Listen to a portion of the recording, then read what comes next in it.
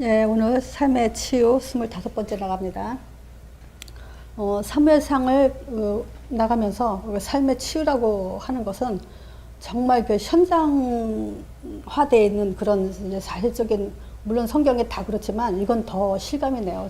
실감이 나고 이제 드라마 같은 그런 면이 참 많죠. 근데 이런 걸 보면서 이 드라마 같은 드라마틱한 내용을 보면서 현실감이 더하는 내용이죠. 우리가 어떤 삶의 치유를 받아야 됩니까?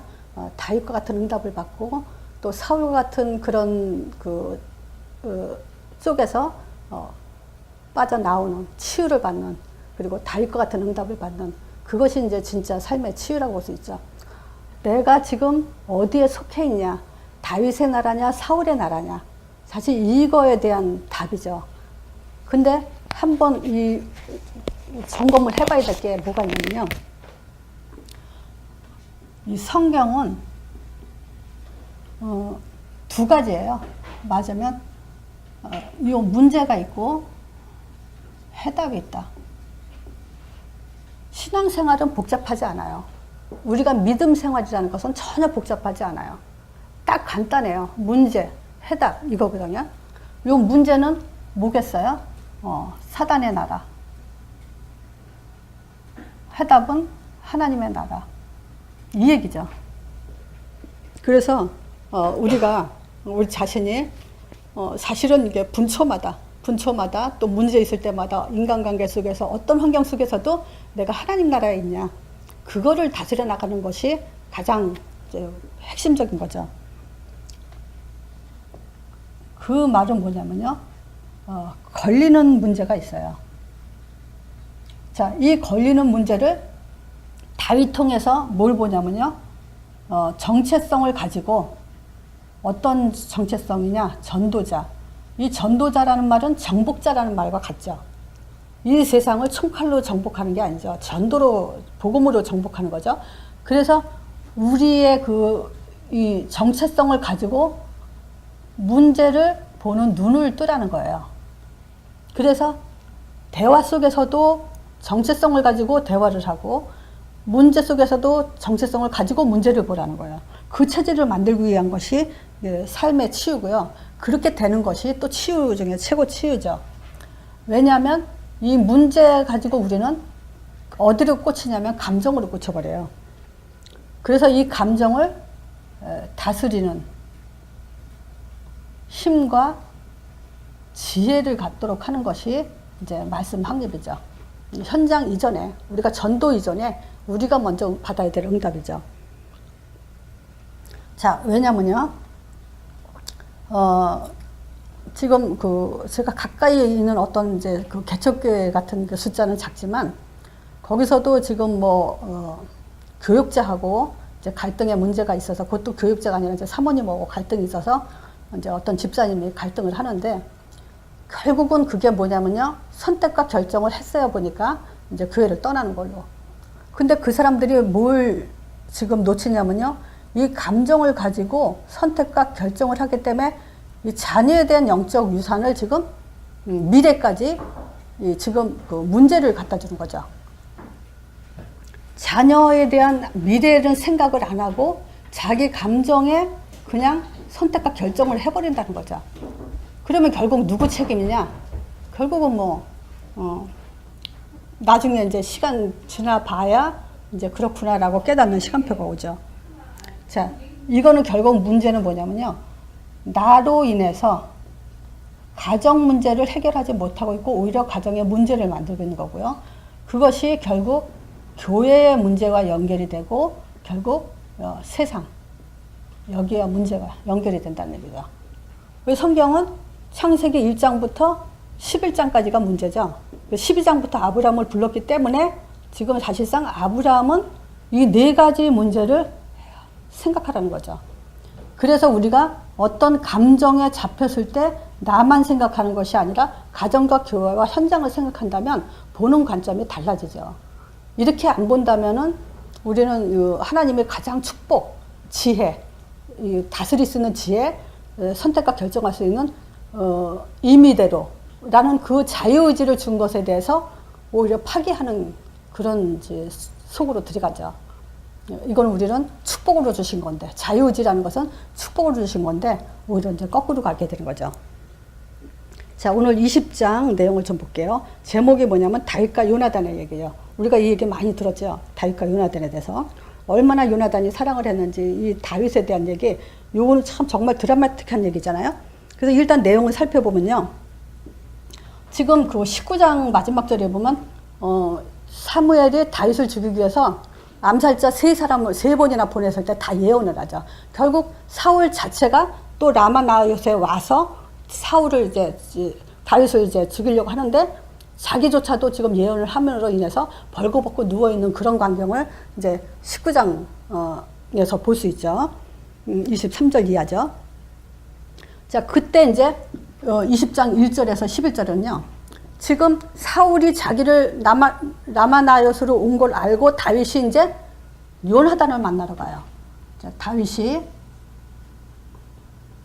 요나단을 만나러 궁으로 들어가죠. 근데 요나단을 만나서 한 말이 뭐냐면, 하나의 이제 왜 도대체 너희 아버지는 날 죽이려고 하냐, 이제 그런 내용이죠. 다윗이 라마나요스에 도망하여 와서 요나단에게 이르되, 내가 무엇을 하였으면 내 죄악이 도대체 뭐길래 내 부친은 부친 앞에서 나의 죄가 무엇이간데 그가 내 생명을 찾냐, 이제 이렇게 맞으면 따지죠. 이제 보세요. 이게 지금 다윗이 좋은 말로 하는 게 아니죠. 그치? 그러니까 지금 따지는다는 것은 지금 감정이 들어가 있다는 얘기죠. 그러니까 요나단이 뭐라냐면 2절에 결코 그렇지 않다. 왜냐? 아버지가 너를 죽일 것 같으면 내가 아버지의 모든 그 행사를 다 자기가 알고 있는데 나는 들은 바가 없다. 나는 아는 바가 없다. 내가 모른다면 아버지가 너를 죽이려는 거 아닐 거다. 이제 이런 식으로 지금 얘기를 하죠. 그런 대화를 하죠. 그렇지 않을 거다. 다윗이 뭐라 하냐면 맹세하면서 얘기하죠.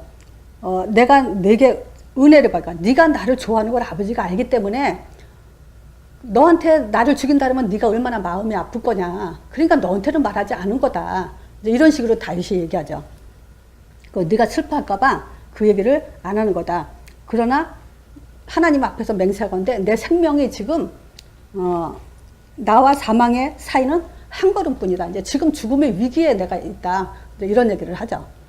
지금 말하자면 지금 다윗과 요나단과의 만남을 통해서 뭘 얘기하냐면 지금 내가 위기 상황에 있는 건 너 어떻게 할 거냐. 한마디로 그걸 따지러 온 거예요. 자, 그때 그러면 요나단이 그러죠. 그럼 어떻게 했으면 좋겠냐라는 식으로 이제 물어보니까 다윗이 그래요. 뭐라 그러냐면 지금 그 사울의 그 상태를 알아보기 위해서 어떤 계략을 짜냐면 다윗이 이런 말하죠. 요나단에게 이제 내일이 월삭이기 때문에 내가 마땅히 모시고, 그러니까 왕의 가족이기 때문에 같이 한 상에 앉아서 이제 식사를 하죠. 근데 나는 지금 아버지 앞에 나타날 수가 없으니까, 사울왕 앞에 나타날 수가 없으니까 우리 고향에 돌아가서 형제들하고 지금 그 매년제를 드릴 때가 돼서 거기 갔다고 얘기해라. 그렇게 말해라. 이렇게 이제 그 얘기를 하죠. 그러면 아버지가 사울이 그러냐? 그리고 그냥 그렇구나. 그러니까 좋다. 긍정적으로 받아들이면 괜찮은 거고, 만약에 화를 내면은 분명히 나를 해하려고 하는 거다. 너는 그 사인을 봐야 된다. 이제 이런 얘기를 해요. 이제 그런 내용이야.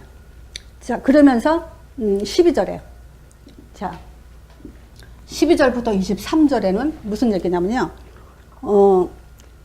요나단이 계획을 짜요. 어떤 계획이냐? 그러면 야 들로 나와봐라. 그래서 들로 끌고 가요. 들로 끌고 가서 뭐라 하냐면 이스라엘 하나님 여호와가 증거하시거냐. 내가 내일 모레 이맘때면 내 부친을 살펴서 너 다윗에 대한 의향을 내가 떠볼 거다. 그러나 내 부친이 너를 해하려고 하면은 내가 이 일을 너한테 알려줄 거다. 그때 이제 다윗이 그래요. 어떻게 알려줄 건데? 그때 이제 그 다윗에 대한 그 계략, 그러니까 말하자면 여기에는 요나단의 계획이에요. 다윗을 살리기, 그러니까 그 아버지가 화난 것을 알려주기 위한 계획이야. 어떻게 알려줄 것인지에 대한 계획을 하고, 또 24절에서 29절에는 네가 이제 다윗이 이제 숲속에 3일 동안 숨어 있는 동안에 내가 이렇게 해서 화살을 이렇게 쏘는 걸로 해서 이제 사인을 할 거다라고 얘기해놓고, 아버지한테 가서 24절부터 29절에는 이제 사울이 첫날에는 몰라요. 다윗이 같이 밥 먹은 걸 몰라. 안 먹은 거를. 근데 둘째 날 보니까 안 왔으니까 그때 요나단한테 이제 물어봐. 왜 다윗이 어제 오늘 안 왔냐고. 그때 이제 요나단이 이제 거짓말을 하죠. 아버지한테. 단의 거짓말. 지금 형제, 다윗이 말한 것처럼 매년 제를 드리러 가족한테 갔다. 며칠 있다 올 거다. 이제 이런 얘기 했을 때 어떤 일이 벌어지죠? 30에서 34절에 아버지가 시기심이 어느 정도냐면요. 요나단을 죽이려고 해요. 그때 이제 요나단이 확신을 갖죠. 진짜 다윗을 죽이려고 아주 굳게 마음을 먹었구나. 이거는 뭐 막을 저거가 없구나라고. 그때 이제 요때부터 지금 다윗하고 약속한 것을 실행해요. 그 실행은 뭐냐면 내가 화살을 쏠 거다 세 개를. 근데 그 화살이 그 아이 화살 주스러 가는 아이의 머리를 지나가 버리면 너는 그냥 떠나라. 근데 만약에 그 아이 앞으로 가깝게 떨어지면은 걔 보고 화살을 주워갖고 와라 할 거니까 그땐 너도 그냥 궁으로 들어와라. 근데 어떻게 쏘겠어요? 아버지를 보니까 알거든. 그 화살을 멀리 쏴서 다윗을 떠나게 해요. 그래서 오늘 본문을 내가 뭘 잡았냐면 40절, 42절이죠. 요나단이 다윗에게 이르되 평안히 가라. 우리 두 사람이 여호와의 이름으로 맹세하 이르기를 여호와께서 영원히 너와 나 사이에 계시리라 하였느니라. 다윗은 일어나 떠나고 요나단은 성으로 들어오니라. 서로 이제 갈 길을 가죠. 요게 이제 내용이에요. 자, 내용 살펴봤으니까 지금 여기서 또 우리가 뭘 봐야 되냐면요. 굉장히 다윗이 얼마나 우리가 물론 다윗의 실수도 알아요. 다윗이 나중에 우리아의 아내를 범해서 간음해서 범해서 이런 것도 알고 전쟁에 군사들의 숫자를 센 거 이것 때문에 징벌을 받는 것도 알지만 여기서 다윗이 잠깐 흔들리죠. 지금 여러분들은 이 성경을 읽으면서 그냥 이런 내용이구나 이렇게만 읽었지만 실제 다윗이 라마 나요을 사울이 옴으로 인해서 라마 나요을 다윗을 잡으러 오니까 지금 라마 나요을 떠나죠. 그래서 궁으로 들어가서 요나단에게 지금 얘기하는데 이 라마 나요을 떠난다는 말은 무슨 말이냐면요. 여기에 누구가 있냐면 사무엘이 있어요. 사무엘. 즉 이 말은 뭐냐면 사역자를 떠났다는 거예요. 이게 다윗이 지금 흔들린 문제고 또 이 사역자에게 아무것도 묻지 않았다는 거예요.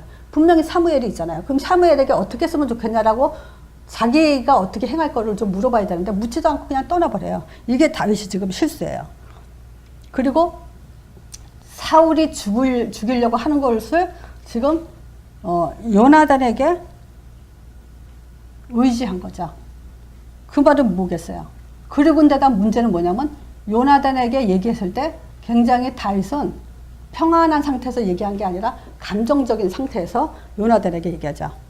그리고 문제를 해결하기 위한 요나단을 찾았다는 것은 인본주의적 행동을 취한 거죠. 자, 그리고 따졌어요. 그 상황이 어떤 상황이냐라고 따졌어요. 이건 뭐냐? 하나님의 주권을 인정하지 않았다는 거죠. 자, 네 번째. 여기서 큰 실수는 뭐냐? 예배를 핑계로 거짓말을 한 거예요. 자, 이걸 통해서 다윗은 고난이 더 본격적으로 시작이 돼요. 자, 하나님은 다윗의 문제를 통해서 뭘 원했다고 생각하세요? 분명히 하나님의 시간표가 있어요. 한 사람 한 사람마다 누구에게나 지금 다윗에게만 시간표가 있는 거 아니에요. 모든 하나님의 부름받은 하나님 자녀에게는 자기 시간표가 있어요. 하나님 시간표가. 근데 한번 생각해 봅시다. 신앙생활에서 가장 힘든 게 뭔 것 같아요? 시험 드는 거? 그거보다도 더 큰 문제는 뭐냐면 하나님의 시간표를 기다리지 못하는 거예요.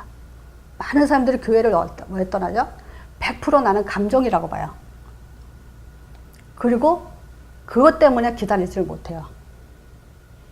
그래서 다윗은 다시 이제 고난의 길로 들어가죠. 자, 하나님의 시간표. 하나님의 시간 분명히 있어요. 그래서 뭘 얘기하냐? 기다림에 대해서 하나님은 훈련하는데 이거를 하지 못하면 안 되죠. 두 번째, 하나님의 시간표에는 뭐가 들어가냐면 하나님의 방법이 있어요. 하나님 방법대로 해야 돼요. 그래서 하나님은 기다림과 하나님의 방법, 이 두 가지를 사역자들에 가르치기를 원해요. 또 우리는 반드시 그걸 해야 돼요. 이게 안 되면은 중요한 일을 맡길 수가 없죠. 하나님이 중요한 일을 맡을 수가 없죠. 자, 누구나 다 하나님은 나를 쓰신다라고 생각을 하죠. 그렇죠? 하나님이 쓰시겠지. 복음 가졌으니까. 그렇지만 중요한 일을 맡기는 사람이 있고 중요한 일을 맡기지 않는 사람이 있어요. 그래서 우리가 하나님 미션을 잠깐 살펴볼 거예요. 하나님의 미션은 뭐냐면 이 미션을 위해서 하나님이 다듬는 게 있어요. 자, 그것이 인성과 성품. 이거 없이는요, 우리가 생각해보면 그런 거 있잖아요. 복음은 있는데 너무 전문성도 없고, 정말 이게 돈도 없고, 가난하고, 복음은 있는데. 근데 어떤 사람은 복음은 없는데, 전문성도 있고, 돈도 막, 이게 박자가 안 맞은 경우가 많죠. 근데 사역자도 마찬가지예요. 복음은 있는데, 인성과 인품이 안 된 사람이 있고, 인성과 인품은 너무 좋은데, 복음이 너무 안 돼 있고. 근데 이 두 가지가 다 돼야 쓰임받는다는 거예요. 한번 보세요. 다윗, 인품 괜찮은 사람이에요. 바울, 인품 좋은 사람이에요. 그런 사람이 쓰임받는 거예요. 복음과 이 두 가지는요, 따로 뗄 수 없어요. 자, 상식적인 선을, 이 상식, 이거 없이는 하나님의 중요한 거를 맡을 수가 없죠. 객관성도 있어야 되고, 주관성도 있어야 돼요. 사람들이 너무 주관성만 갖고 있죠. 배려심도 있고 양보도 할 줄 알아야 돼요. 이런 것들이 안 되는 사람들이 의외로 많아요. 왜 그러냐? 이유가 있어요. 이런 것들이 안 되는 사람 특징이 뭐냐면 사단의 통로를 많이 갖고 있어요. 혈기, 분노, 이런 것들을 겉으로 표시되는 사람도 있지만 표시 안 되는 사람들도 있어요. 혈기를 갖고 분노를 갖고 있는 사람들도. 또 굉장히 성급한 성격을 갖고 있죠. 이런 것들이 굉장히 사단의 통로를 갖고 있고, 이런 것 때문에 객관성, 주관성, 이런 상식, 배려, 이런 것들을 다 놓쳐버리게 되어 있죠. 자, 여기서 예를 들자면 모세가 그래요. 모세의 범죄라고 할 수 있죠. 모세의 죄. 민수기 20장. 여기에 그런 내용이 있거든요. 모세한테는 혈기가 있어요. 그러니까, 여기다 좀 써보자면, 20장 8절에 보면요. 성경에는 반석에게 명하여, 그러니까 이때 출애굽한 이스라엘 백성들이 물이 없어가지고 모세한테 물 달라고 불평불만 했을 때, 모세가 이제 하나님한테 기도해서 하나님이 그러죠. 반석에게 명하여, 그러니까 명령을 해라 그랬는데, 모세는 혈기를 가지고 반석을 2번이나 쳤어요. 그게 이제 뭐냐면, 명령을 따르지 않은 거예요. 하나님이 하라는 대로 명령을 따르지 않는 죄. 그걸 가지고,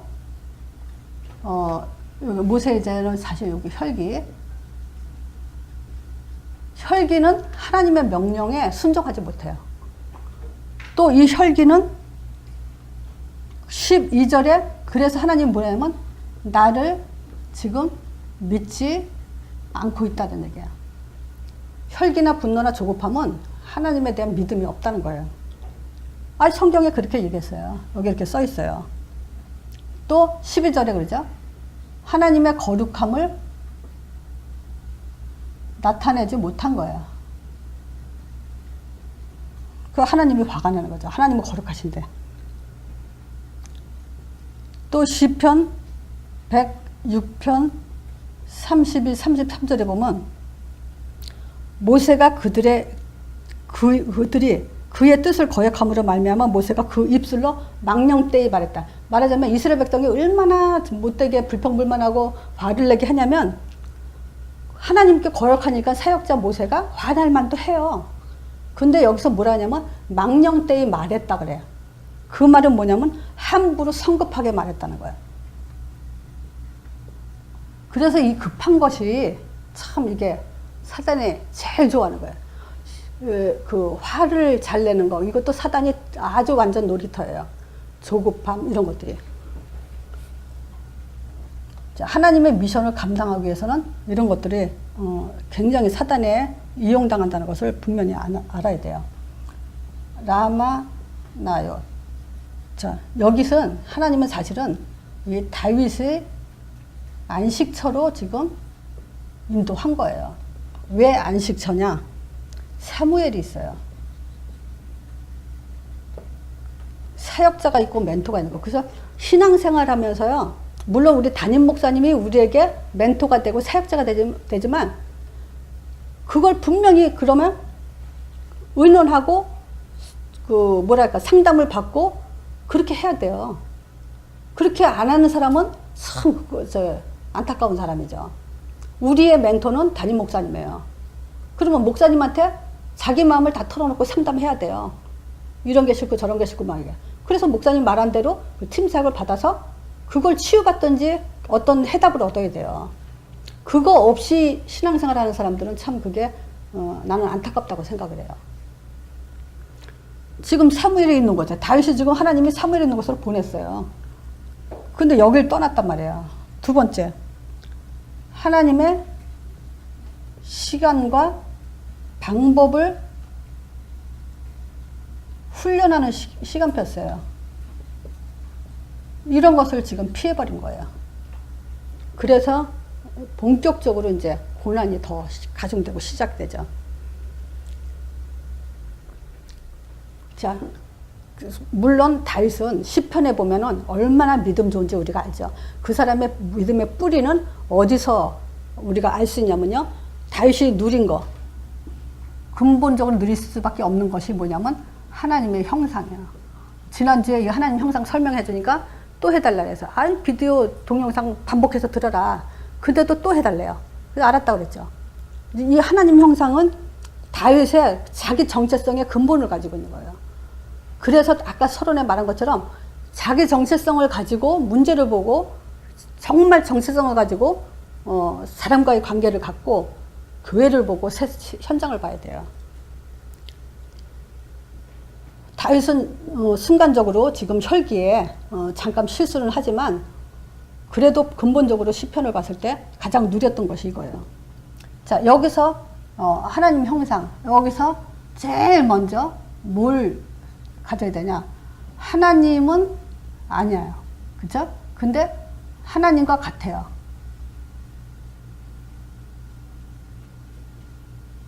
요거를 놓치면 안 돼요. 그리고 하나님에게, 하나님과 같다는 건 뭐겠어요? 하나님에게 있는 것. 부여받은 존재. 그래서 그게 뭘 부여받았냐? 창세기 2장 7절에 생기. 요거를 부여받았어요. 근데 생기로 끝나면 안 돼요. 생기를 불어서 생명이 됐다는 것은 지금 이제 뭐냐면 보자. 요렇게 그냥 할게요. 1번, 2번을 써야 되는데 잠깐만요. 쓰게 확립하는 단계에서 좀 적는 것도 제가 그 뭐냐면 생기를 불어넣어서 생명이 되다. 자, 이 생기가 뭐냐면 말씀이라 했죠. 어떤 말씀이냐? 창세기 3장 15절 예수 그리스도, 여인의 후손 예수 그리스도의 말씀을 얘기해요. 그래서 이 예수 그리스도의 말씀을 가지고 우리가 생명이 된다는 것은 로마서 8장 9절에 그리스도의 영을 가진 존재. 영적 존재. 이렇게 지금 우리가 뭘 부여받았냐? 그리스도의 영을 부여받았다. 그 하나님 형상은 뭐냐? 그리스도라는 얘기예요. 그래서 하나님 형상과 그리스도 같은 말이죠. 그래서 이 그리스도의 영을 받기 위해서는 우리가 말씀을 생기를 불어넣어줘요. 말씀을 불어넣는데 그리스도의 말씀을 불어넣어야 우리는 생명이 돼서 영적 존재가 되는 거죠. 그리스도의 영. 자, 이거는 한마디로 지난주에 선지자, 제사장, 왕의 기능, 요걸 알았죠. 자, 호세아서 4장 1절과 6절을 볼게요.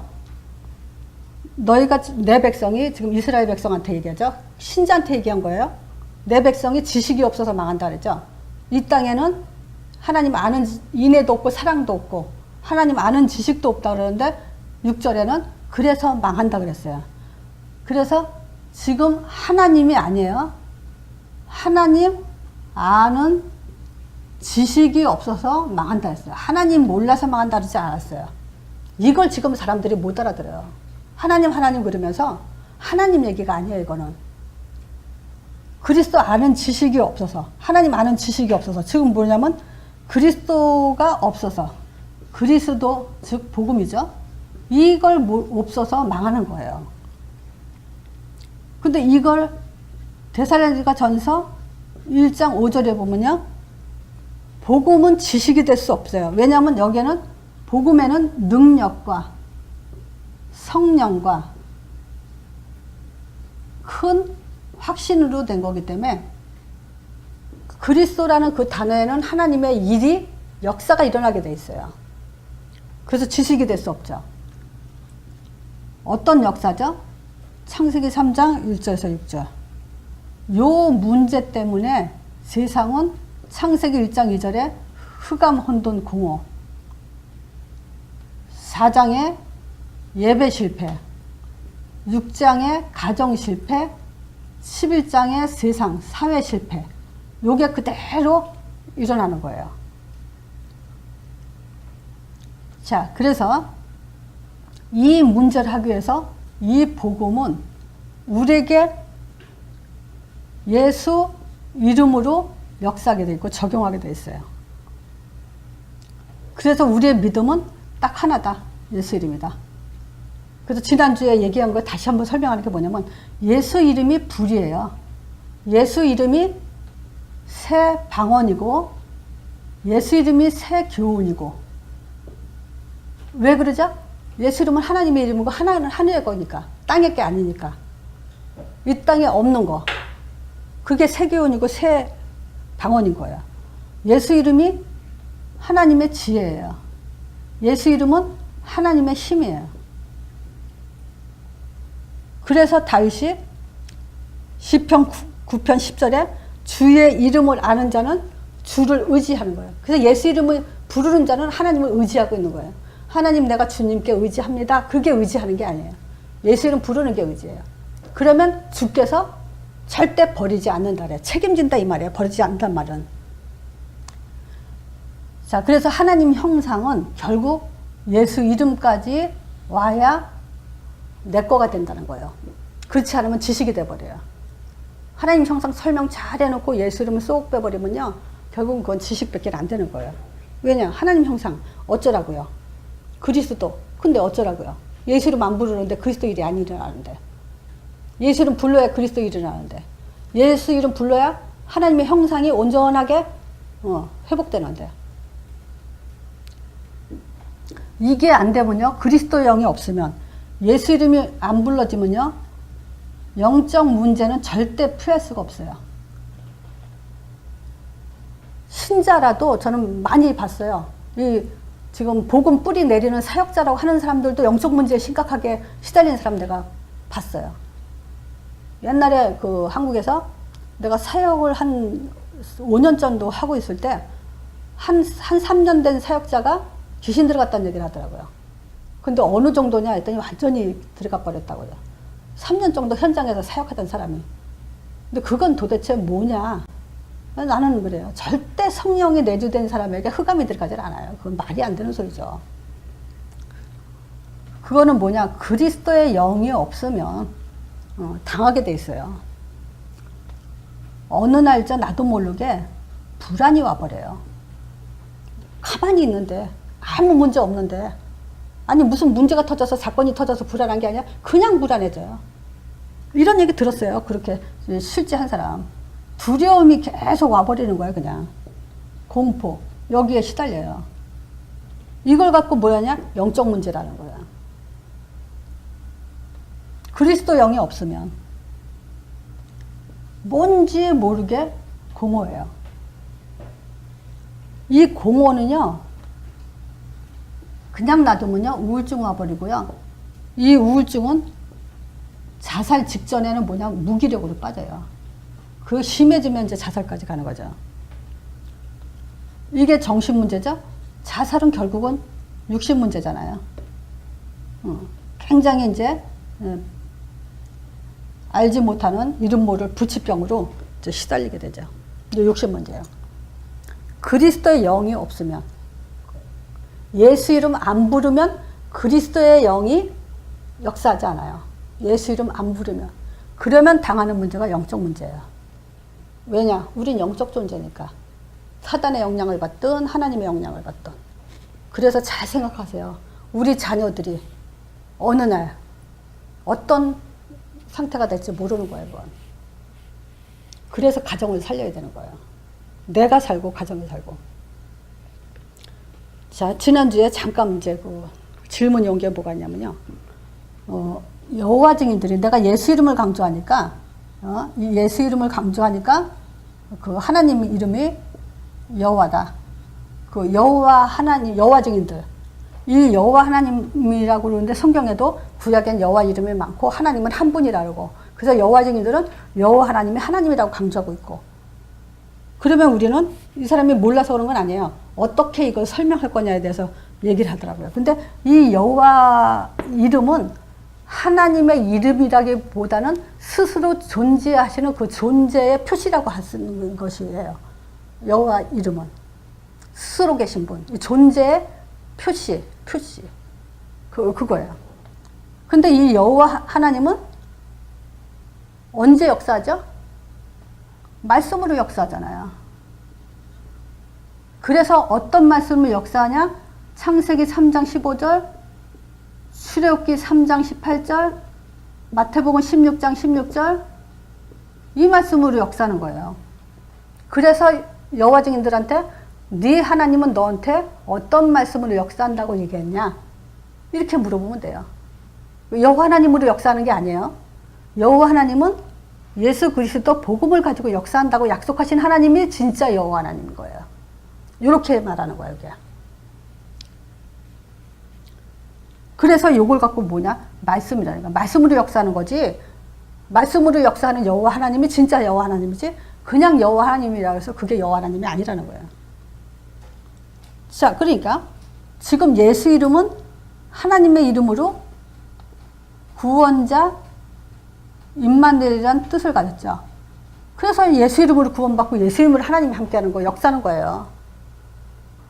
예수 이름으로 하나님, 여호와 하나님이 구원을 주고 예수 이름으로 여호와 하나님이 우리와 함께하는 거예요. 그렇게 말해야 되는 거예요. 여호와 하나님이 우리와 함께하고 여호와 하나님이 우리에게 구원을 준다. 그 얘기가 아니에요. 여호와 하나님은 예수 그리스도 아니면 절대 역사하지 않으세요. 그래서 말씀을 초점을 두고 얘기하는 거예요. 그 뭐 지금 또 시간이 어떻게 되려나 모르겠지만 또 그 질문 중에 삼위일체 요거에 대해서도 진짜 이거는요 확실하게 한번 깊이 생각을 해보세요. 이 땅에 삼일체 하나님을 설명할 수 있는 건 아무것도 없어요. 그래서 내가 두 가지다가 나는 복음을 정확하게 몰랐을 때 저기 그 삼일체 하나님을 부정하는 이단들이 왔을 때 그 얘기했어요. 왜 삼일체 하나님을 부정하냐? 나는 나지만 내 남편의 아내이기도 하고 내 아내 저기 애들의 엄마이기도 하다. 나는 혼자지만 세 가지 역할을 한다. 이거는 틀린 얘기예요. 그리고 또 물로도 얘기하죠. 물, 수증기, 얼음 이렇게 세 가지로 또 얘기하거든. 물의 본질은 H2O, H2O2, H2O인가? 까먹었네요. H2O죠. 그렇지만 그게 수증기로도 변하고 얼음으로도 변하니까 본질은 같은데 세 가지 역할이 있다. 이렇게 얘기하는데 다 틀린 얘기예요. 왜냐하면 그것들은 인격이 셋이 아니에요. 삼위일체라는 말은 뭐냐면 인격이 셋이에요. 하나님도 인격이 있고 예수님도 인격이 있고 성령님도 인격이 있어요. 그래서 여호와 증인들이 예수님을 그 하나님 다음이다. 하나님과 동등하지 않다. 이렇게 말하는 것은 어떤 면에서는 맞아요. 그게 뭐냐면 세 인격인데 구원 사역의 순위로는 따지면은 맞아 그 말이. 근데 구원 사역을 위해서 능력과 위엄과 권능 요게 동등해요. 똑같아요. 그래서 우리는 구원 사역 순위상 아버지가 높고 아들은 두 번째고 성령은 세 번째다. 맞다. 그리고 요것도 맞다. 요 두 가지를 다 믿는 게 성경적이에요. 근데 요거만 가지고 그 사람들은 얘기하죠. 아버지의 권세가 예수님의 권세고 예수님의 권세가 하나님의 권세예요. 성령님도 권세가 같고 힘이나 파워가 다르지 않아요. 그렇게 얘기를 해야 돼요. 자, 우리 결론으로 지금 다윗과 요나단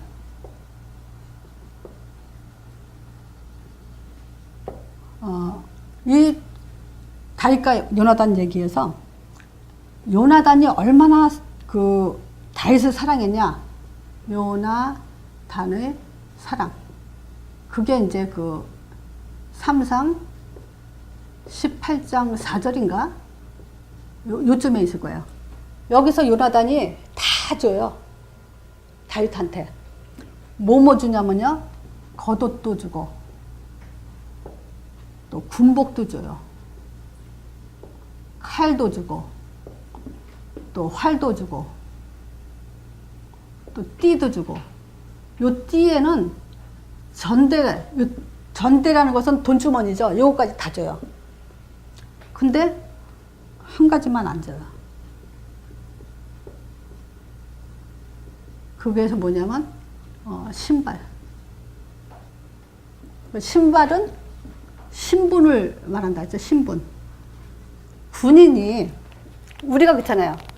외출할 때 패션의 완성이 뭐냐면 신발이거든요. 옷 다 입고 백 다 들고 신발은 못 신을까 끝이잖아요. 그리고 또 모세가 그 호렙산에서 하나님 만날 때 신발 벗으라 하죠. 종은 신발을 신지 않다 했죠. 하나님이 내 종으로 따라와라. 내 종으로 살아라.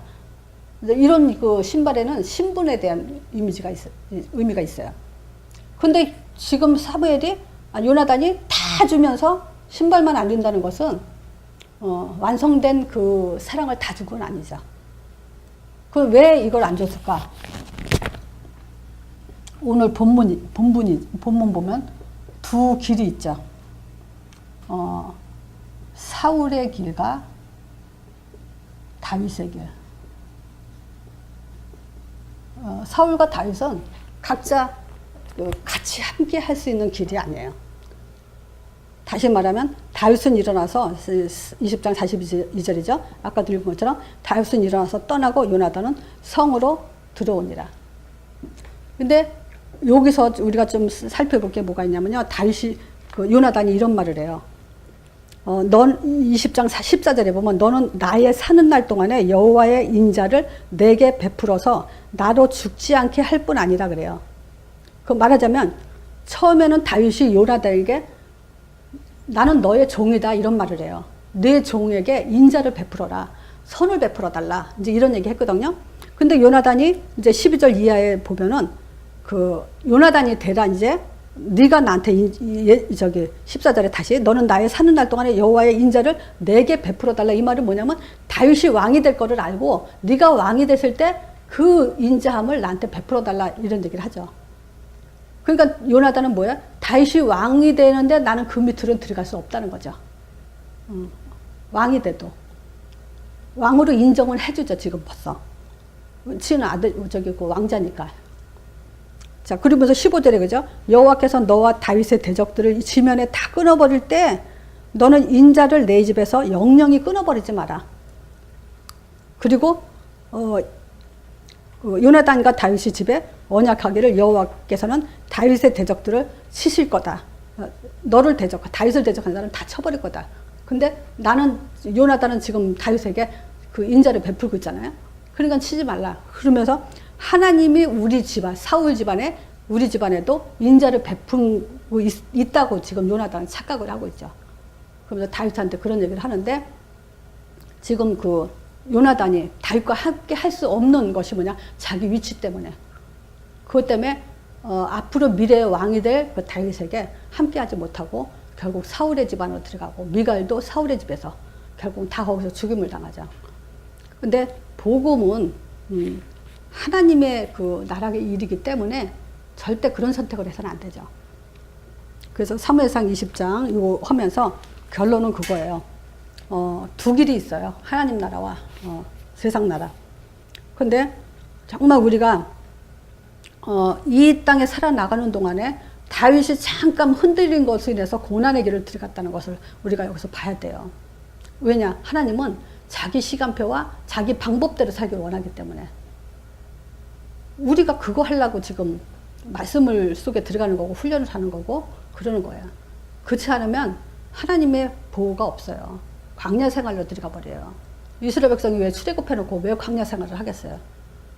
그게 하나님 시간표와 하나님 방법을 놓쳐버렸기 때문에 그래요. 신앙생활에 제일 어려운 게 뭐라 했죠? 기다리지 못하는 거. 한번 기다려 보세요. 그 복이 축복이 어떻게 돌아오는지. 그걸 체험하고 자녀들한테 그 축복을 넘겨줘야죠. 우리가 할 일은 그거밖에 없어요. 오직 애들만 생각하세요. 우리 자녀만 생각하세요. 그게 세계복음화죠. 자, 이걸로 마치겠습니다.